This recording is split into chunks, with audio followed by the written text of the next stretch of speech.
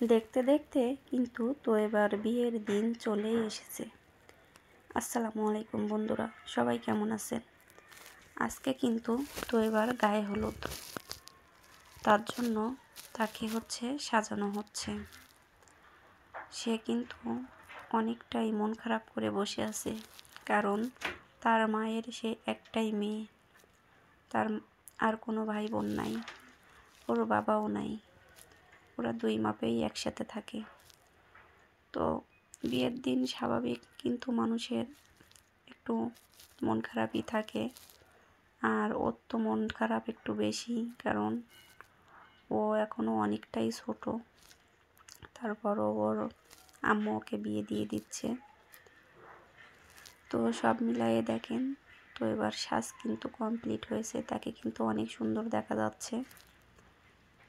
আর এই যে ছোট ছোট পিচ্চি বাচ্চাগুলো কিন্তু তার বন্ধু বান্ধবী, তারা সবাই একসাথে খেলা করে। শুনতে অবাক লাগলেও এটাই বাস্তবতা, কারণ তো এবার সব পিচ্চি বাচ্চাদের সাথে একটু খেলতে বেশি পছন্দ করে। এই যে দেখেন, তো এবার গোসলের জন্য পানি রেডি করা হচ্ছে।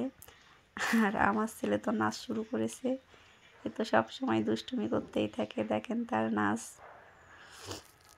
এই যে দেখেন, সবাই মিলে তাকে গোসল করাবে বলে সব কিছু রেডি করে রেখেছে। তো মেয়েদের জীবনটাই এমনই হয় বলেন, এক জায়গায় জন্ম নিবে আর এক জায়গায় যেয়ে বসবাস করতে হবে। সব মিলায়ে কিন্তু আমাদের জীবনটাই এমনই। ছোটোবেলার থেকে বাবার ঘরে জন্ম নিয়ে সেখানেই বসবাস করা শুরু, আর কিছুটা সময়ের পরেই কিন্তু তাদেরকে পর করে দেওয়া হয় বিয়ে নামক এই শব্দটার থেকেই। একবার বিয়ে হয়ে গেলে কিন্তু মেয়েদের বাবার বাড়ি আর কোনো অধিকারই থাকে না, আমি এটাই মনে করি। এই যে দেখেন, সবাই মিলে কত খুশিভাবে তাকে গোসল করানোর জন্য তৈরি হয়েছে। তো আজকে তার গায়ে হলুদ, কালকে বিয়ে হয়ে যাবে এবং তাকে নিয়ে চলে যাবে।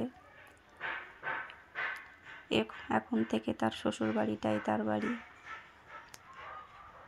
এই যে দেখেন, তো এবার হলুদে আমি একটু শাড়ি পরেছি। শাড়ি এমন পরা হয় না, তারপরেও একটু শাড়ি পরেছি। এই যে তো এবাকে কত সুন্দর দেখাচ্ছে। আর পাশে আমার ছেলে বসে আছে, সেও হলুদ পাঞ্জাবি পরেছে। সাজাইলে কিন্তু সবাইকে ভালো লাগে। আর ও তো অনেক সুন্দর কাঁচা ফুল দিয়ে সাজানো হয়েছে।